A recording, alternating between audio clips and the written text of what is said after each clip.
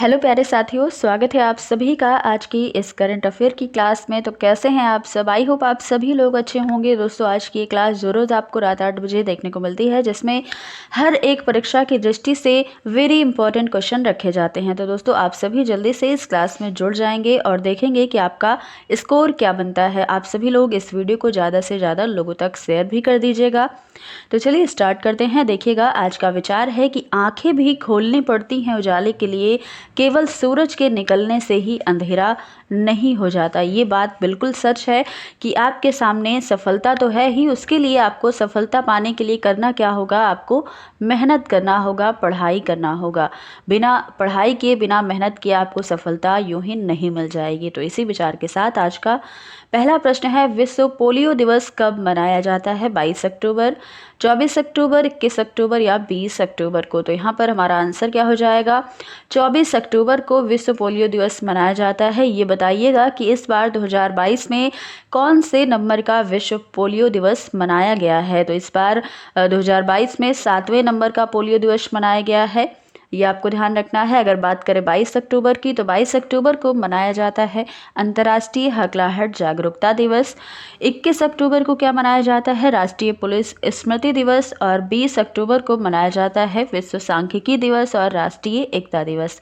ये सारी चीज़ें आपको याद रखना है। एक बात और ध्यान दीजिएगा कि 24 अक्टूबर को विश्व पोलियो दिवस के साथ साथ ही यूनाइटेड नेशन डे भी मनाया जाता है। तो ऑप्शन नंबर बी हमारा करेक्ट आंसर हो जाएगा। अगला प्रश्न है कि हाल ही में किसे लगातार कम्युनिस्ट पार्टी ऑफ चाइना का महासचिव चुना गया है? सी मिंजे को, हुंजिताओ को, सी जिनपिंग को या इनमें से कोई नहीं? इसका आंसर आपको जल्दी से करना है कि कम्युनिस्ट पार्टी ऑफ चाइना का लगातार महासचिव चुने गए हैं Xi Jinping. Option number C यहाँ पर करेक्ट हो जाएगा।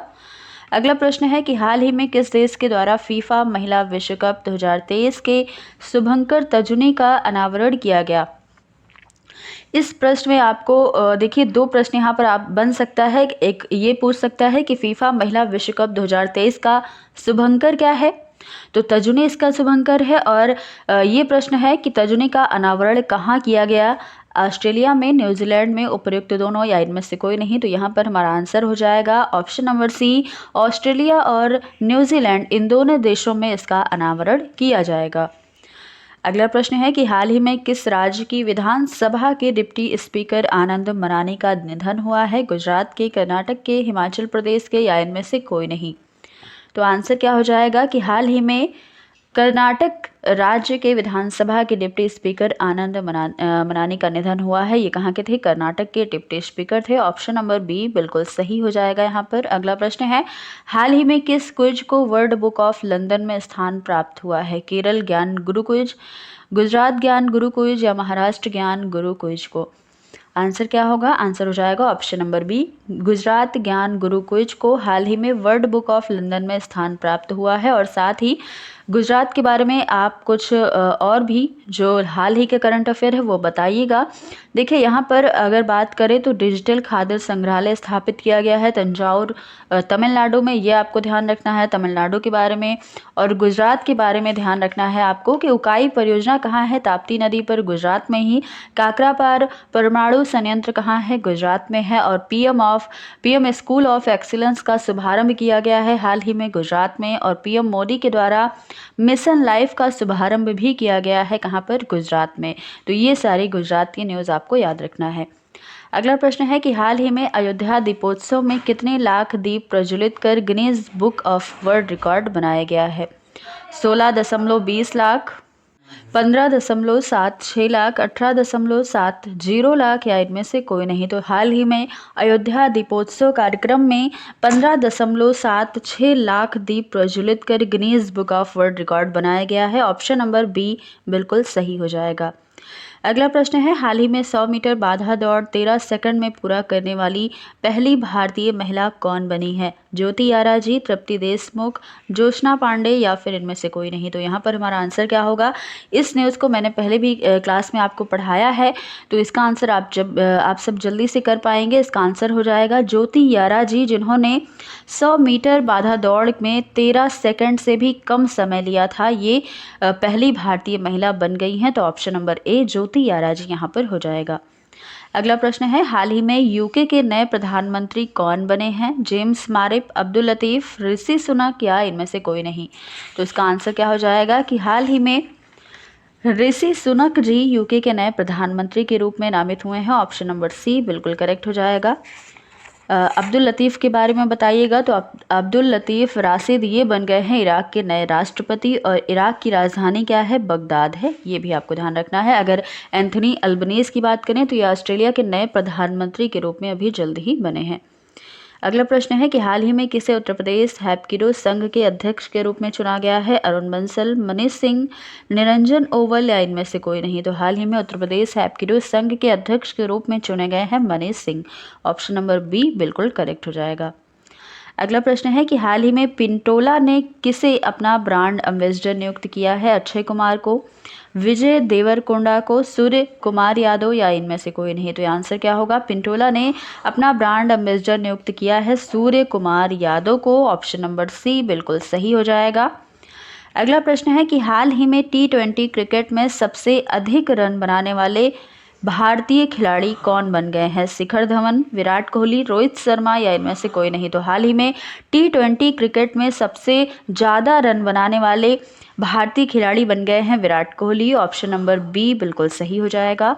अगला प्रश्न है, किस रेलवे स्टेशन पर भारत का पहला एल्यूमिनियम फ्रेट रेक का उद्घाटन किया गया? श्रीनगर, भुवनेश्वर, पटना या इनमें से कोई नहीं? तो कौन से रेलवे स्टेशन पर भारत का पहला एल्युमिनियम फ्रेट ट्रेक का उद्घाटन किया गया? आपको जल्दी से इसका आंसर करना है। तो आपको बता दें कि इसका आंसर क्या हो जाएगा?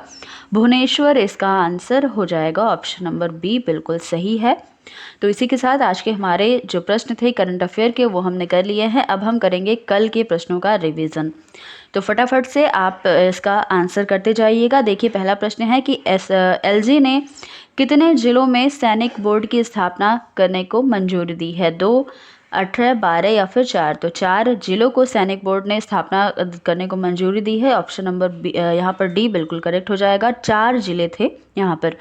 अगला प्रश्न है कि PMAYU इसका फुल फॉर्म होगा प्रधानमंत्री आवास योजना अर्बन अवार्ड 2022 में किस राज्य को सर्वोच्च सम्मान मिला है? उत्तर प्रदेश को, राजस्थान को, उड़ीसा को या फिर बिहार को? तो यहाँ पर हो जाएगा उत्तर प्रदेश राज्य को ये सर्वोच्च सम्मान मिला है प्रधानमंत्री आवास योजना शहरी अवार्ड। ऑप्शन नंबर ए यहाँ पर सही हो जाएगा। अगला प्रश्न है, केंद्र सरकार ने किसे नया राजस्व सचिव नियुक्त किया है? संजय मल्होत्रा को, विपुल जैन को, अरमानी गिरधर को या विकास नारायण को? इसका आंसर क्या होगा? तो इसका आंसर हो जाएगा Sanjay Malhotra. Option number A बिल्कुल करेक्ट हो जाएगा। इसी के साथ जो हाल ही में नियुक्ति हुई है वो आपको बता देनी है। जैसे BCCI का सचिव किसे नियुक्त किया गया? जय शाह को।